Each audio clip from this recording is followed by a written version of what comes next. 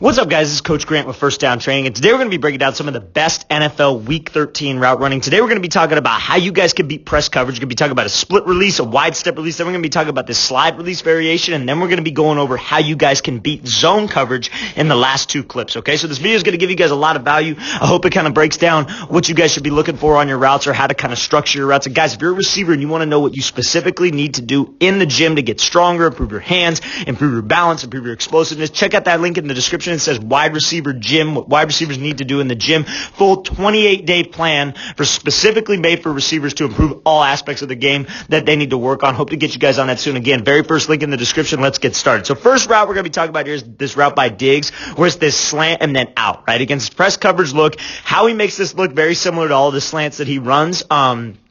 We're just going to be talking about what this release needs to do, okay, and what we need to sell on this route, right? So let's watch at full speed. So he takes this wide step, breaks to the inside here, snaps this thing off, and breaks back to the out. This is a great route by Diggs. Every single aspect of this route is very, very clean. That's why he was one of the best route runners in the game, right? So what's a wide step release?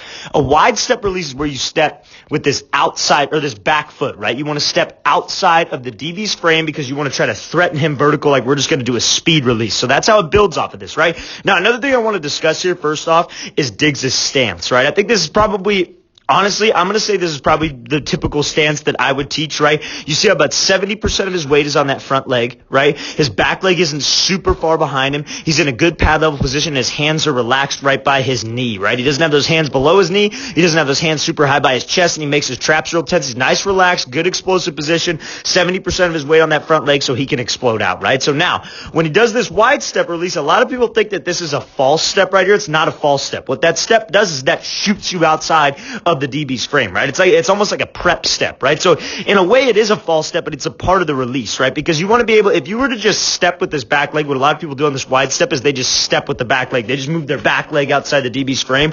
That doesn't give you any explosion. That doesn't sell like you're doing a speed release, right? If I was selling like I was doing a speed release, I would use this false step, push me out here, and just try to take the outside of this DB. And that's something that you guys could absolutely do. Maybe you're working without the ball.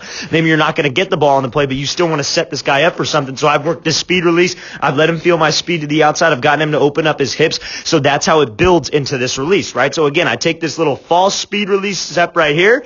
I shoot myself out wide, and you see how he sells with his entire upper half. But you guys can push off of this leg, and you see how much he's pushing because he almost turns that foot inside. He's pushing off that inside arch of his foot because that's shooting his hip out wide. You want to think of it like you're playing basketball and you're working a crossover. You're not going to open up your toe. So many people love to open up their hip, open up their chest, and open up this toe and point it towards the sideline. That makes your hips not as explosive. You don't have any explosion from that leg. You want to make sure that you're pushing off of this leg and you're almost crossing him over, because if you throw out and you sell with your hip and you sell with your upper half turning, because where's that DB going to be watching? He's going to be looking at those hips. So if I can sell with my hips, make sure that I'm stepping outside of his frame, because a lot of guys will do this release too, but they'll step inside the DB's frame. And if you step inside the DB's frame, I'm not threatening him with anything. That doesn't sell like you're going outside. You want to step outside of his frame because that threatens him. Keep those toes forward so I can burst off of this leg right here. And now again, we understand it. We beat him to the outside. Which hand do we got to beat? We talked about this a lot yesterday in our press release hand technique video. I know I got to beat his inside hand because I want to take an inside release. So I got to attack that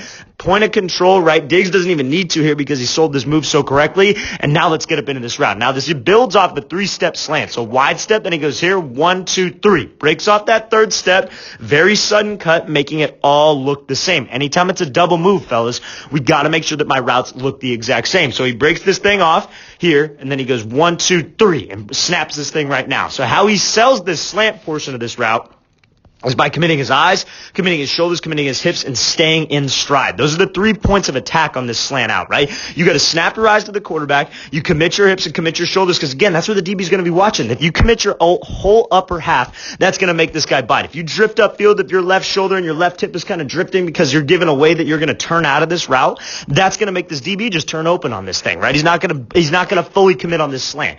And now my speed is what sells it. Anybody who runs a slant over the middle, especially off a wide step 5-step release, 3-step slant. They're not going to break off that slant and then just jog. They're going to burst off of that cut, right? So I got to make sure that I burst. I snap my eyes to sell like I'm looking for the ball, obviously, but I commit my hips and my shoulders, and then I'm able to change direction violently. I drop my hips. I'm powerful with my feet. And then when you get to this position, fellas, where you get this DB to commit, it's all about accelerating. Can I widen the distance with him? The ball's going to be here. Can I win that race? Can I get to that starting line before the DB does? And you see how Diggs rips those arms out of there and continues to widen the distance from this DB. That's a great job. So, fellas, make sure that on those double moves, I'm selling with my eyes, body, my speed is the same. I drop my hips suddenly. I'm powerful with my steps to change direction, and I rip those arms out of there. Great job building off of this whole thing by Diggs. Watch it again, full speed one more time. So, again, steps wide, breaks 3 steps on this slant, drops his hips, and makes sure we accelerate out. Great route here by Diggs. All right, so we're going to be looking at this kind of like post corner here from Justin Jefferson. We're going to be talking about how you guys can do this against press, right? How you guys can work this double move route against press. And again, how he's late with his hands so this DB doesn't have time to react. That's a great job. So what release does he decide to go with here? This DB's a little bit like outside shade, I would say. So he goes with this like split release. So what this split release is essentially where you're just essentially bringing your back leg up to where your front leg is, right? And it's all about just kind of getting a read on this DB, right? If this DB shoots to the inside, I work that split and maybe push off this inside foot and take the outside release and run this post corner, right? But this DB stays outside shade. He continues to give me this inside. I work this split release. I can just push off of this leg, right? And you push off of this leg and shoulder reduce with your right shoulder. If you were to push off the left leg, you'd shoulder reduce with your left shoulder. Because if you're here and you work this split, right, you want to freeze him. I get his feet to stop. That's the beauty about this speed release. You change up the tempo on him, then you can push out and go and get that advantage on him. And I shoulder reduce in case he tries to recover with this opposite hand, right? And I shoulder reduce. I can work to get back up over the top and restack. That's the beauty about dipping that shoulder, right? So I'm here. I give him that split. I freeze him. Reason why we give him that split is we're trying to get a feel for him, trying to see if he stays outside leverage, trying to see if he jumps to the inside, right? And if we're in man coverage here and he keeps that outside shade, what does that usually mean? Probably that he has help to the inside, right? So when I burst off on this thing, I take that shoulder reduce. I work to get back over the top. Now, and I break to this post, what does he do? Again, same thing Diggs was just doing. Eyes, commits shoulder, commits hips, and stays in stride, right? That's what gets this guy to commit. That's what draws in a safety, too, over the top. Because if you snap those eyes, but your hips and your shoulders are drifting, you're chopping your feet, that's not going to matter. Those guys aren't supposed to be looking high. They're not supposed to be looking at your eyes anyway. So I got to get comfortable with committing my hips and committing my shoulders to each cut. When you guys are working cutting drills, like cone drills, you guys want to make sure that you commit your hips and shoulders to each cut because that's how you guys sell the route. That's how you guys can be a salesman first, and that's the entire goal of this. You see how when he pops this thing off, again, it's very sudden. That cut is in stride. He's not reaching for it. What a lot of people love to do on this like post corners, they'll break here, they'll go 1, 2, 3, and this step will reach out. They pop their chest up, and they'll end up dragging their back foot, right? That slows you down, and that doesn't give you any explosion here. If you can be sudden, in stride with that cut, pop it here, and then work to open up that right hip and use those arms. You see how Jefferson's ripping those arms out. That widens the distance, but that also gets your hips on a 45. So many people will run a post corner, they'll break, they'll go 3 steps, they break, and then they have this long rounded out break, which gives this guy more time to react. So if I can rip those arms, that rips your hips, and you could get back on this 45-degree angle. Now, ball's a little late, right? So this DB's going to be closing the distance. So what do I have to do? I still got to finish the play. You want your hands to be late. And if your hands can be late, you see DB doesn't have time to react. But if you show your hands super early and you wait for this thing, he knows exactly where that ball's going to be, and he can make a play. So again, anytime I'm in the red zone especially, or anytime I got a guy trailing me in man coverage, your hands want to be late so he doesn't have time to react to it. Unless obviously I'm wide open, I completely dust this guy. But this is great technique here by Justin Jefferson, taking an inside release on a post corner. Let's watch it again, full speed one more time. So split release, burst up to the inside, pop this thing off, 1, 2, 3, break this thing off suddenly, make sure I accelerate out, stay in stride, commit your hips, commit your shoulders, snap those eyes to the quarterback. All right, so now we're going to be looking at this route here from Deebo Samuel, this almost like slide release technique right here on this slant, right? So again, DB's off here, inside shade in this like catch technique, right? We got about like 2-3 yards to work, maybe like 4, about 3 yards to work, right? This situation, you're not the first read on the play. I want to make that very clear, but again, this is short down and distance, so maybe quarterback knows to kind of hang, let him get some separation for a second, right? We don't know the whole IQ of the motion, but anticipate that he's probably like a third read on this play. That's something that you can use this release against if you're breaking things down. Very simple, right? But if obviously we have chemistry at the quarterback knows, okay, I'm just going to let him work this a little bit longer of a move, then I can get this thing out, even if he's sitting and hanging on this read. But most likely, third, fourth read on this play, right? Not a first read play, because you see how he comes off here and he gives this little like hesitation, 1-2. And you see that's what gets that DB to turn his hips, right? This DB stays pretty patient the whole time. He's coming off, he's giving him this chatter. DB's staying pretty squared up. He's watching those hips. He knows that he's probably trying to set him up to the inside, but he gives this 1-2. And you see how he sells with his upper half. That's the thing. Anytime we work this like slide release or this patient shuffle release and we get this DB to turn his hips, the 1-2 that we sell with, right, that left, right that we sell with, it's got to sell with my upper half. I got to be able to turn my upper half, because what do I want him to think?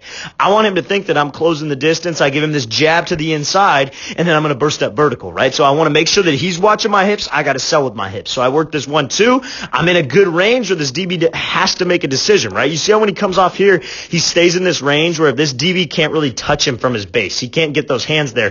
To be able to get hands, he has to address him. And you see when he tries to address him here, we get him to lean to the opposite direction. I get him to turn his hips. I know that all I got to do is beat that inside arm, and I get his hips to lock out. That's a great job by Deebo Samuel working this. Now, let's talk about it. It's a little bit longer of a release, right? So when I throw him to the outside here, and I get his hips to commit to the outside, I got to make sure that I accelerate, right? Because if I'm here and I get this DB to completely jump, what's something he could do? He's obviously either going to open up or he's going to speed turn. Either of those, he's going to be, oh shit, he beat me to the slant. I'm going to be going as fast as possible to try to recover. So I got to make sure when I get him in this position here, I continue to run my arms, I continue to accelerate, and I want to widen the distance with this DB. You see how he continues to work over the middle. He doesn't think, oh, I got him off the line, I'm just going to cruise. You want to get him off the line, patient, throw that 1-2 into open space, sell with your upper half, because that's what's going to get him to bite. If you guys just take the steps and you stay square, no DB is going to bite. He's going to be patient. He's not going to do anything on that. But make sure that we sell my upper half. I accelerate over the middle and widen this distance. Let's watch it again full speed one more time. So again, great job being patient. 1-2. Sell with your upper half. Most likely a third read on this play when you guys want to use this longer release. All right, so now we're going to be looking at this route here from Devontae Adams. It's going to be a great way to just attack zone coverage, like a zone DB, obviously. But we're going to be talking about just what he needs to do on this route when he's coming off the line. So when he comes off here, you see how this DB, right, what's obviously in zone coverage, opened up, eyes are on the quarterback, he's bailing. Maybe this is like, I know we don't talk a whole lot about coverages here on the channel. I talk a lot about that on my website. Maybe like a 3 or 4 look, right? Something like that, but some kind of zone coverage variation, right? Now, when we go here, what do we want to attack? This is review for a lot of you guys that have been keeping up with this video. You want to attack this weak hip or this blind spot, right?